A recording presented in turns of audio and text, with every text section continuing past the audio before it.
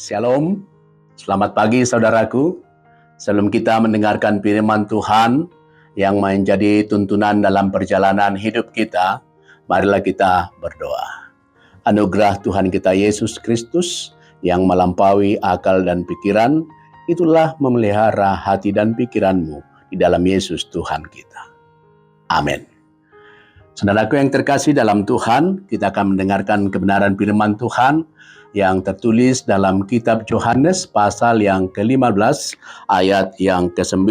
Demikian firman Tuhan untuk kita.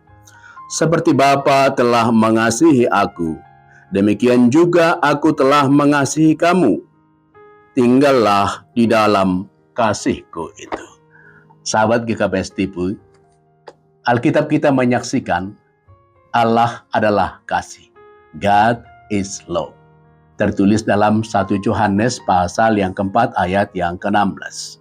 Dan ketika kita membaca garis merah kebenaran kitab suci kita, dari kitab Kejadian hingga kitab Wahyu, kita menemukan pribadi Allah yang mengasihi manusia.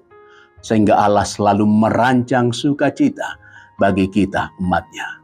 Allah merancang masa depan yang indah bagi perjalanan hidup umatnya yang hidup berkenan kepada Tuhan. Dalam realitanya, kita melihat wujud kasih Tuhan selalu di-upgrade, diperbaharui di dalam bahasa, di dalam budaya yang dipahami oleh manusia pada zamannya.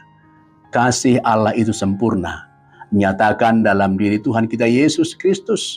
Dalam kasih itulah Yesus memberi dirinya hingga mati tersalib di Golgota untuk menebus dosaku, menebus dosamu, menebus dosa kita semua. Karya kasih di salib itu memberi kekuatan bagi kita untuk mengalahkan kuasa dosa, kekuatan untuk beriman, kekuatan untuk berjalan pada jalan tunjukkan Tuhan. Sahabatku GKPS TV, hari ini Tuhan Yesus berkata kepadamu, tinggallah dalam kasihku. Seseorang yang tinggal dalam kasih Yesus, dalam sukacita, akan melaksanakan perintah dan ajaran Tuhan Yesus. Dan ajaran utama Yesus adalah untuk mengasihi Allah dengan segenap hati, dengan segenap pikiran, bahkan dengan segenap kekuatanmu. Mengasihi Tuhan dapat diwujudkan dengan mengasihi sesama manusia. Sebab bagaimana mungkin kita akan mengasihi Tuhan yang tidak kelihatan, sekarang orang yang terdekat dengan kita tidak kita kasihi. Wujud mengasihi Tuhan mulailah dengan mengasihi orang-orang terdekat kita.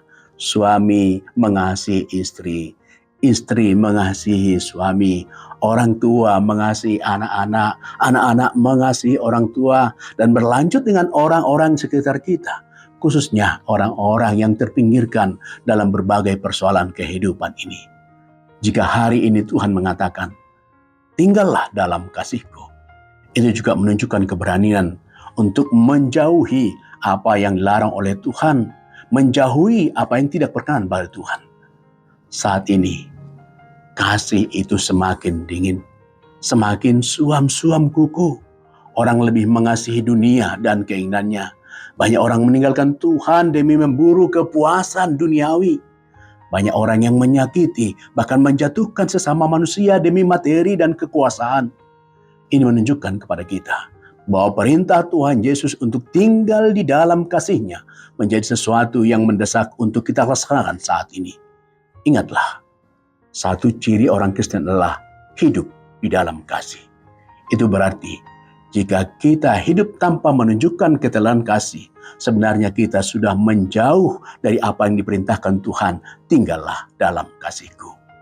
Tinggal dalam kasih Tuhan mengajak kita untuk memulai kembali langkah baru. Mungkin engkau tidak bisa langsung mengubah dunia ini. Engkau tidak bisa langsung mengubah masyarakat ini. Engkau tidak bisa langsung mengubah pola hidup bergereja atau keteladanan dalam hidup keluarga. Tetapi engkau bisa memulai dengan mengubah dirimu untuk tinggal dalam kasih Tuhan. Mari wujudkan dalam aksi kasih 3S. Senyum, sapa, salam. Hidup dengan berani mempedulikan orang lain. Hidup dengan menghormati semanusia. Hidup dengan mendengarkan Tuhan, bahkan lewat GKPS TV saat ini. Ini semua hal sederhana, tetapi ini juga bukti kita mau tinggal dalam kasih Tuhan. Karena dengan cara ini, engkau bisa membuat orang tersenyum, walaupun orang sedang kesulitan. Engkau bisa membuat orang berpengharapan, walaupun orang hidup dalam sedang berbeban. Engkau bisa membuat orang berdamai, memulihkan hubungan yang rusak. Engkau bisa membuat orang berani beriman tengah berbagai tantangan, ancaman. Tetaplah tinggal dalam kasih Tuhan itu. Amin. Marilah kita berdoa. Terima kasih Bapa untuk kebenaran firman-Mu. Kami berdoa untuk setiap orang yang mendengarkan kebenaran firman-Mu. Biarlah Tuhan juga memampukan mereka untuk hidup dalam kasih Tuhan, sehingga lewat hidup mereka nama Tuhan dipermuliakan. Terima kasih Bapa. Di dalam Yesus kami berdoa. Amin.